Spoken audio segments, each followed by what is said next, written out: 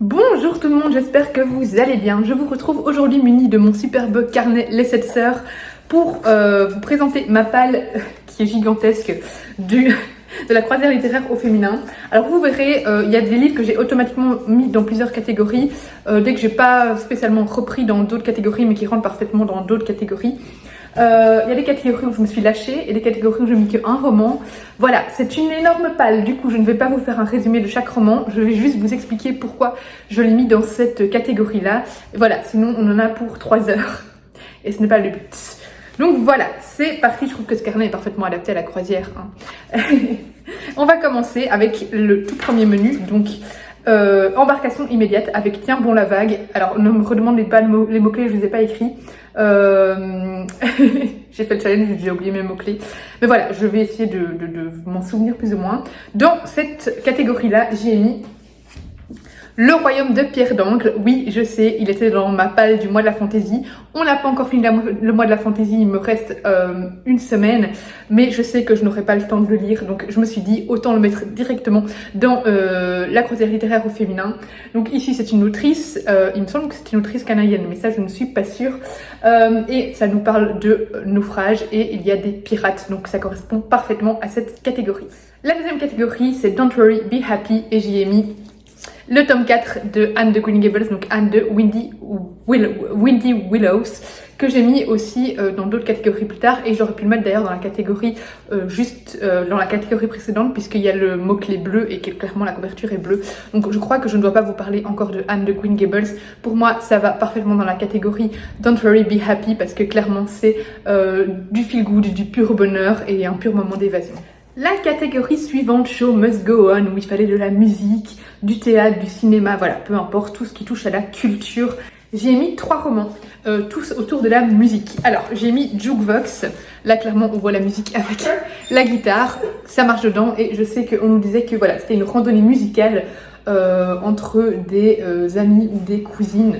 Voilà, ça avait l'air vraiment sympa. J'ai mis Nina Simone. Dois-je faire le lien avec la musique? Je pense que tout le monde le connaît. Merci Sensa pour tout le bruit.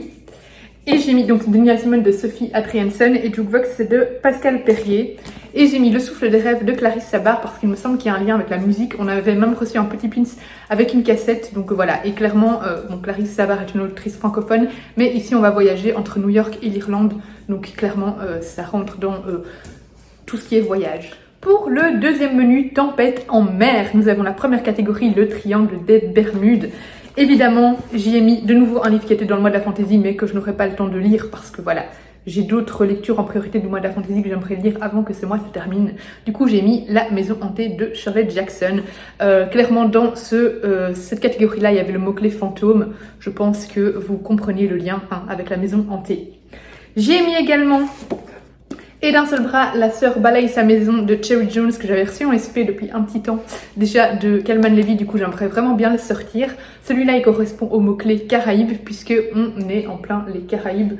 Je me demande même si on n'était pas en Guadeloupe. En tout cas, on est dans la Barbade et on dit voilà, des paysages caribéens idylliques. Donc voilà, ça rentre parfaitement dans la catégorie et il est temps que je sorte ce roman de ma palle. Et lui, il rentrait aussi dans bleu pour le tout premier menu.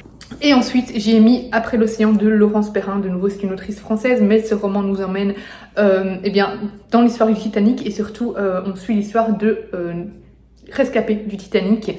Et voilà, celui-là, je pense aussi que vous allez faire facilement le lien avec ce menu. Ça correspond parfaitement. Pour la troisième catégorie, Vlad l'Empaleur, j'ai également mis 3 romans. Alors, j'avais mis dans cette catégorie-là, du coup, Europe de l'Est, vampire, dictature, château. Il y avait un autre mot-clé, je pense, je ne m'en souviens plus. On n'est pas du tout dans l'Europe de l'Est, dans les livres que je vais vous présenter ici, mais peu importe, ce n'est pas parce que j'ai mis une catégorie qui met, avec un lieu en particulier, qu'il faut que le livre se concentre sur le lieu. Ça peut être un simple mot-clé, voilà, il ne faut pas tous les mots-clés, je préfère le rappeler. Du coup, je me suis surtout intéressée à 2 termes, Moyen-Âge et vampire. J'y ai donc mis Celle qui devint le soleil de Shelley Parker Chan, qui est juste sublime, il brille de 1000 feux, je l'aime trop, lui il sera clairement lu. Et pourquoi celui-là? Parce que on est, alors déjà je crois que ça correspond au mot dictature, parce qu'on dit que la Chine est soumise à la cruelle domination mongole, et je ne sais plus, je crois que, ouais, il y avait aussi Je ne sais plus. Je pense que c'est pour le mot dictature que je l'ai mis dedans. Mais ça doit être aussi, à mon avis, bah oui, c'est le Moyen-Âge, 1345. Donc ça correspond aussi au mot Moyen-Âge. Donc voilà, ça correspond à 2 termes. J'y ai mis ensuite quand vient la horde de Aurélie Luang. Celui-là, c'est pour le mot Moyen-Âge également, parce que ça se passe en Corée médiévale. Voilà, on nous dit, dans une Corée médiévale devenue province russe, Ivan, un bâtard sans le sou, se démène pour assurer sa survie et celle de sa fiancée. Et c'est tout ce que je vous dirai sur le résumé qui est assez grand. Je vous ai dit que je vous résumerai pas tous les romans, donc je ne vais pas commencer maintenant. Et enfin, j'y ai mis le tome 1 des Tribulations d'Esther Parmentier, cadavre haché, vampire fâché, une enquête 100%. Je pense que vous comprendrez très facilement pourquoi je l'ai mis dans cette catégorie-là. Il y a des vampires, ça correspond parfaitement. De nouveau, c'est une autrice francophone, je pense que ça se passe, je ne sais pas dans quel pays ça se passe. Je ne suis pas sûre que ça se fasse voyager pour celui-ci. Ce n'est pas très grave, j'avais envie de mettre un vampire dans cette catégorie et c'est un des seuls romans que j'ai écrit par une autrice, voilà, où il y a des vampires. Parce qu'il y a le nouveau Victor X qui sort avec des vampires évidemment et des pirates, mais c'est un auteur, donc ça n'allait pas. Nous passons ensuite au Bayou. Au Bayou, j'aimerais bien encore trouver un autre roman qui corresponde un peu plus aux catégories esclavage, droit civique. J'ai pas mis droit civique dans les noms, mais ça pourrait rentrer dedans. Pour le moment, je me suis penchée juste sur sorcellerie et j'y ai mis Un bûcher sous la neige, de Suzanne Fletcher, puisqu'on parle de procès de sorcière. Oui, on y parle de procès de sorcière. Merci Sensa encore pour ton intervention. Donc voilà, ça correspond parfaitement, ça correspond pas du tout à la saison par contre, mais ce n'est pas grave, ça fait longtemps que je veux le lire et que je le mets dans des pales de challenge, donc voilà, j'aimerais bien enfin le sortir. Et enfin, pour Atlantide, j'y ai mis L'Antre des Louves. Ici, ça correspond parfaitement à la catégorie Atlantide. Donc, on avait Antiquité, mythologie, Platon, philosophie. Ici, on est à Pompéi, en l'an 74 de notre ère. Et voilà, on va suivre Pompéi, on va suivre, je ne sais même plus exactement ce qui se passe dans ce roman. Mais c'est un roman qui me tentait énormément et voilà, il correspond parfaitement à la catégorie. Je ne pouvais pas mettre mieux, je pense. Alors, pour le troisième menu, Seul au monde, les cités perdues, nous avons la forteresse des Templiers. Là, j'y ai aussi noté Anne de Windy Willows. Pourquoi? Parce que pour ceux qui ont lu la saga Anne de Green Gables, il y a beaucoup de références religieuses, donc il rentre parfaitement dans cette catégorie.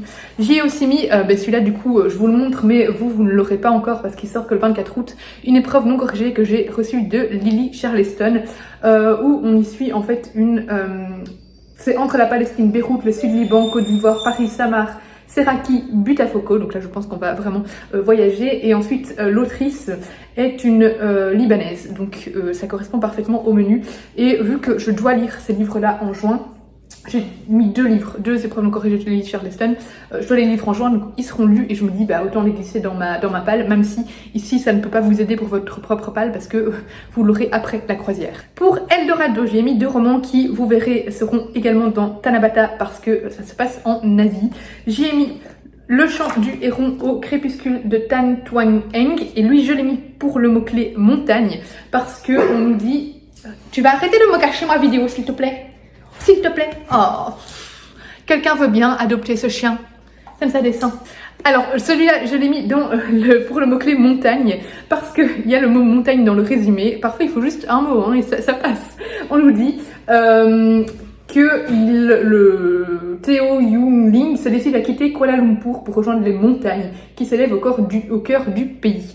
Et je pense que ça pouvait rentrer aussi dans Dictature, donc dans Vlad l'Empaleur, à voir. Mais en tout cas, ça se passe au Vietnam et c'est un roman que j'avais vraiment très hâte de lire et que j'ai depuis genre 1 an, je crois. Je me demande si je l'avais pas mis dans la croisière littéraire au féminin de l'année passée, donc j'aimerais bien le sortir. Et j'ai mis également un roman que j'avais trouvé en boîte à livres entre guillemets. En fait, c'était des livres dans un supermarché, il y avait une petite boîte de personnes qui avaient laissé cette boîte pour les donner. Donc voilà, je l'ai pris. C'est Roman sans titre de Duong Tu Wang. Et celui-là, je l'ai mis pour le mot jungle, parce qu'on nous dit, en traversant la jungle et les vallées sinistrées par les bombardements, il prend la mesure du fossé qui s'est creusé entre eux. Il y a le mot jungle, et ça rentre aussi dans Asie. Donc voilà, ça passe. Et il est tout petit, il fait moins de 300 pages, donc allez, il y a moyen que je le sorte. Pour la catégorie Petra, j'y ai mis L'amour au temps des éléphants de Ariane Bois. Pourquoi? Alors parce que dans Petra, on a le mot commerce. J'ai un peu fait... voilà, j'ai étiré le mot parce qu'en fait ici on parle d'éléphants qui sont pris dans les cirques, etc. Donc il y a le commerce des éléphants. Et également Petra, on a désert, chaleur, etc. Et ici on va, il me semble, partir en Afrique. Je crois que c'est partagé entre les États-Unis et l'Afrique. Il faudra voir quand je lirai parce que c'était pas mis dans le résumé, mais voilà, il me semble qu'elle avait mis qu'elle allait partir sur la piste des éléphants, etc. Je ne sais pas du coup si c'est l'Afrique, l'Inde, à mon avis ce sera plus l'Afrique, donc ça rentre dans cette catégorie parfaitement. Et enfin, on termine avec le dernier menu, terre en vue, folklore et célébration, et la première catégorie, Dia de los Muertos. Vous verrez que les deux livres que j'ai mis sont parfaits pour ce menu, puisque j'y ai mis donc d'abord le tome 3, meurtre et muffins aux myrtilles, et ensuite meurtre et tarte au citron meringué. J'avais trop envie de lire en été cela, de Joanne Fluke. Meurtre, donc mort, et nourriture. Dia de los Muertos, il y a mort et nourriture dedans. C'est parfait, c'est parfait. Si vous avez cette saga dans votre pal, elle est parfaite pour cette catégorie, donc n'hésitez pas à les mettre dedans. Pour la catégorie Tanabata, donc j'ai mis, comme je vous ai dit précédemment, Le chant du héron au crépuscule, roman sans titre, et j'ai mis aussi Le souffle des rêves, parce que dans cette catégorie, il y a le mot rêve. Voilà, ça correspond parfaitement. C'est un mot dans le titre, et en plus on nous dit qu'on explore les rêves, les personnages, etc. dans le résumé. Donc ça rentre bien dedans. Mais j'ai également ajouté la deuxième épreuve, Lily Charleston, dont je vous parlais, Pour que chantent les montagnes. D'ailleurs, celui-là, il peut rentrer aussi dans la catégorie où on a le mot-clé montagne, c'était Eldorado. Donc celui-là, il paraît aussi en août, donc je ne peux pas vous aider pour celui-là, pour votre pal. Mais voilà, on est de nouveau au Vietnam, et c'est une autrice vietnamienne, donc ça correspond parfaitement au mot Asie. Et on termine sur des feux d'artifice avec la Bonfire Night.